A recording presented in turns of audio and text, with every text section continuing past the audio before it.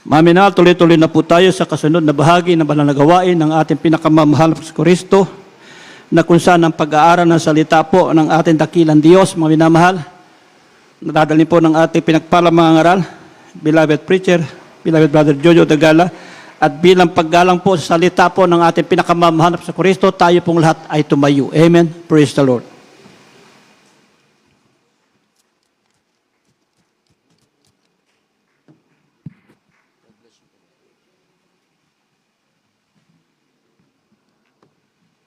Praise the Lord. Palagpakan natin mga minamahal ang ating mahal na Panginoon. God bless you sa ating beloved preacher, beloved brother Espioto Rico Balisi, sa pinagpalang pagpapaliwanag ng ating pagkakaloob ng ating mga ikasampung bahagi at mga handog, mga minamahal. Ang mahal na Panginoon ang siya pong magpala sa inyo, higit pa sa inyong inaasahan. Purihin ang ating mahal na Panginoon. Itaas natin ang ating mga kamay, tayong lahat ay manalangin. Dakila, mapagpalang Ama, Diyos, makapangyarihan sa lahat, sa iyong makapangyarihang pangalan na aming pinakamamahal na Panginoong Hesukristo. Mahal na Panginoong Hesus, kami po ay patuloy na nagpupuri, muli nagpapasalamat ang bawat isa sa amin, mahal na Panginoon. Patuloy po kaming humihingi ng kapatawaran sa lahat po ng aming mga pagkukulang, pagkakamali, pagkakasala. Patawarin mo po ang bawat isa sa amin, mahal na Panginoon. Narito po kami sa huling bahagi ng iyong banal na gawain, ang pag-aaral ng iyong mga banal at sagradong salita. Ganang aking sarili, O Diyos, wala po kong magagawa, sa iyo lamang ako lubos na umaasa, nagtitiwala pagkat sa iyo'y walang imposible, mahal na Panginoon. Ikaw ang maglangis ng iyong mga salita sa aking bibig. Buksan mo po muli ang espiritual na pangunawa ng bawat isa sa amin na naririto, mahal na Panginoon. Higit sa lahat, lakipan mo po ng iyong pag-ibig at kapangyarihan ang iyong mga banal at sagradong salita sa umagang ito. Pagpalain mo po kaming lahat, mahal na Panginoon. Tulungan mo po ang bawat isa sa amin, O Diyos. Sa unat dalangin ng aming minamahal, ginagalang na Ebanghilista Wildy Estrada Almeda, sa pangalan ni Jesus, aming sinasaway ang lahat ng uri ng hadlang, mga pag-aalinlangan, mga gawa ng kaaway.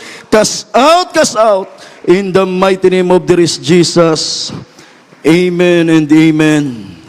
Praise the Lord, praise the Lord. Purihin ang ating mahal na Panginoon, mga minamahal. Purihin ang ating mabait na Diyos ngayong tayo pong lahat ay nakabalik na sa lahat ng ating mga kinauupuan. Lahat po tayo, mga minamahal, ay muling mag-aral at makapakinig ng mga banal at sagradong salita ng ating mahal na Panginoon.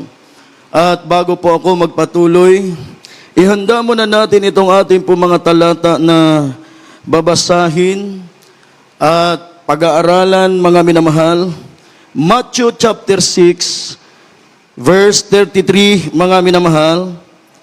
Matthew chapter 19, verse 29 up to 30, mga minamahal. Malakay chapter 3, Malakyas kapitulo 3, versikulo 11 at 12, mga minamahal. Matthew chapter 7, verse 21, mga minamahal. Ihanda natin ang Matthew chapter 17, verse 20.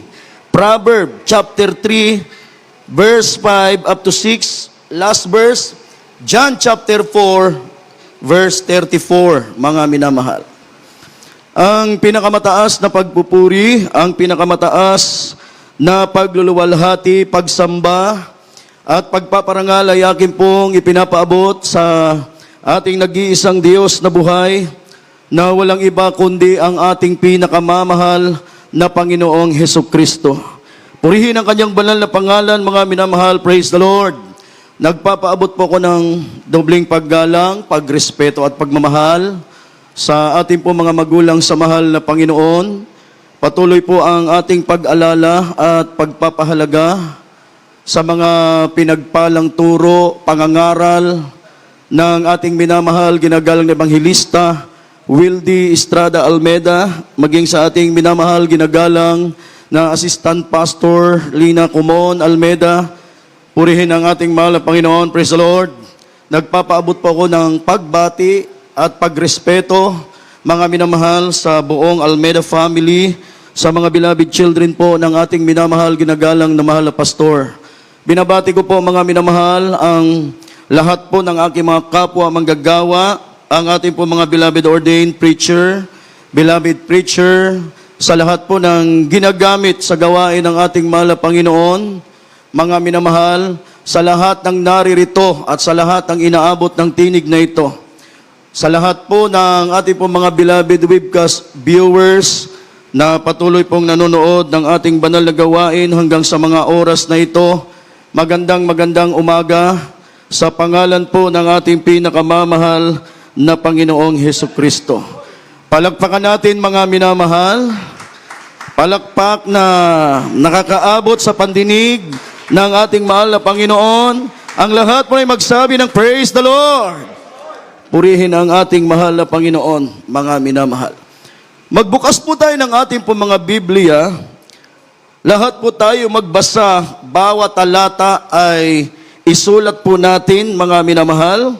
Purihin ang ating mahal na Panginoon. Mateo Kapitulo 6, versikulo 33, mga minamahal. God bless you po, beloved preacher. Ito po ang sinasabi sa Aklat ng Mateo, Kabanatang 6 at ang talata ay 33. Dapat hanapin muna ninyo ang kanyang kaharian at ang kanyang katwiran, at ang lahat ng mga bagay na ito ay pawang idaragdag sa inyo. Amen. Lahat po ay magsabi ng praise the Lord, mga minamahal. Pagpalain po ng ating mahal na Panginoon itong pagkabasa ng kanya mga banal at sagradong salita na ating pong napapakinggan, ating pong napag-aaralan, mga minamahal, sa umagang ito. Ang topic po natin, mga minamahal, put God's will first, not your own, mga minamahal. Unahin daw natin, mga minamahal, ang kalooban ng mahal na Panginoon. Hindi, mga minamahal, wag ang ating mga sariling kalooban. Amen? Lahat mo ay magsabi ng praise the Lord. Ang sabi ng Matthew, chapter 6, verse 33, sabi ng Biblia, datapwat, hanapin muna ninyo ang kanyang kaharian at ang kanyang katwiran, at ang lahat ng mga bagay na ito ay pawang idaragdag sa inyo. Mga minamahal. Mahal na Panginoon muna, yan ang sabi ng ating mahal na Panginoon. Bago ang ibang bagay, mga minamahal, mahal na Panginoon muna. Lahat po ay magsabi ng praise the Lord. Yan ang gustong mangyari, mga minamahal. Yan ang gustong ipagawa ng ating mahal na Panginoon sa bawat isa sa atin. Lahat po ay magsabi ng praise the Lord. Ayaw ng Diyos, mga minamahal, na unahin natin ang ating sariling kagustuhan, kasi ang ating sariling kagustuhan ang madalas na naglalayo sa atin sa presensya ng ating mahal na Panginoon. Amen. Amen. Lahat mo ay magsabi ng praise the Lord. Minsan, yung ating mga sariling kagustuhan, yan ang madalas na naglalayo sa atin, mga minamahal, sa presensya ng Diyos. Ito rin ang madalas na nagpapahamak sa atin, mga minamahal. Ito po ang madalas na nagiging dahilan para hindi tayo makasunod sa kalooban ng ating mahal na Panginoon. Lahat mo ay magsabi ng praise the Lord. O, mga minamahal, maging aral po sa atin ang nangyari sa iba. Amen. Amen. Praise the Lord. Maging aral po sa atin ang nangyari sa iba. Maging aral na po sa atin, mga minamahal, ang nangyari sa atin noong mga nagdaang panahon. Mga minamahal, gawin mo ang kalooban ng mahal na Panginoon, mga minamahal, kung gawin mo ang iyong kalooban, kung yan ay kalooban ng mahal na Panginoon. Lahat mo ay magsabi ng praise the Lord. Pero kung hindi, mga minamahal, huwag mong gagawin. Kung hindi yan ang kalooban ng Diyos, huwag mong gagawin. Dahil pag ginawa mo yan, mga minamahal, yan ang maglalagay sa iyo sa pangit na kalagayan. Amen?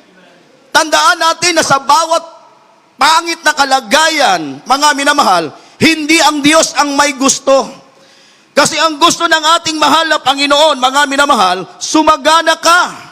Ang gusto ng mahal na Panginoon, mapabuti ka, magkaroon ka ng magandang kalagayan. Kaya ang sabi ng Biblia, unahin mo ang kalooban ng Diyos, huwag ang iyong sariling kagustuhan. Amen? Praise the Lord! Palakpakan natin ng malakas na palakpak. Palakpak na nakaabot sa pandinig ng ating mahal na Panginoon. Lahat mo ay magsabi ng Praise the Lord! Matthew chapter 19. Verse 29 up to 30. Malakay chapter 3, verse 11 and 12. Matthew chapter 7, verse 21. Mga minamahal. Dito po sa aklat ni Mateo, Kapitulo 19, versikulo 29 hanggang 30. Ito po sinasabi, ang bawat mag-iwan ng mga bahay, o mga kapatid na lalaki, o mga kapatid na babae, o ama, o ina, o mga anak, o mga lupa, dahil sa aking pangalan, ay tatanggap ng tig-100 at magsisipagmana ng walang hanggang buhay. 30. Datapwat maraming mga una na mga huhuli at mga huli na mga uuna. Amen. Dito po sa aklat ni Malakiyas, ang kabanatay 3 at ang talatay 11 at 12. Ito po sinasabi. At aking sasawayin ang mananakmal dahil sa inyo, at hindi niya sisirain ang mga bunga sa inyong lupa, ni malalagasan man ng bunga sa sa panahon ang inyong puno ng ubas sa parang. Sabi ng Panginoon ng mga ukbo, 12, at tatawagin kayo ng lahat ng bansa na mapalad, sapagkat kayo'y magiging maligayang lupain, sabi ng Panginoon ng mga ukbo. Amen. Ito po ang sinasabi sa aklat ng Mateo 7:21. Hindi ang bawat nagsasabi sa akin, Panginoon, Panginoon, ay papasok sa kaharian ng langit, kundi ang gumaganap ng kalooban ng aking Ama na nasa langit. Amen. Palakpakan natin, mga minamahal. Palakpak na nakaabot sa pandinig ng ating mahal na Panginoon. Ang lahat mo ay magsabi ng Praise the Lord. Ang iba sa atin, inaantok na. Amen. Amen. Kanina, inaantok na ako, mga minamahal. Pero ginising ko ang sarili ko. Kasi kapag pinagbigyan ko ang sarili ko, mga minamahal, ay walang mangyayaring maganda sa akin. Sayang naman yung pagpunta ko rito. Mga minamahal, mawawala ng saysay. Praise the Lord. Praise the Lord. Alam nyo ang gamot ng antok. Ano ba ang gamot sa antok? Mga minamahal, pagpupuri, di ba? Pag inaantok ka, pag nasa gawain ka, mga minamahal, para magising ka, di magpuri ka. Gamitin mo ang kamay mo, palakpakan mo ang mahal na Panginoon. Amen. Kasi kung hindi ka magpupuri, hindi mo tutulungan ang iyong sarili, mga minamahal, hahayaan mo lang yung mata mo na pumikit, hindi mo maririnig ang salita ng Diyos. Praise the Lord. Lahat mo na magsabi ng Praise the Lord. Mga minamahal, mayroon tayong kanya-kanyang kaligtasan, mayroon tayong kanya-kanyang pakikipag-ugnayan. Pag nakita mo ang katabi mo na inaantok na, mga minamahal, huwag mong gagayahin.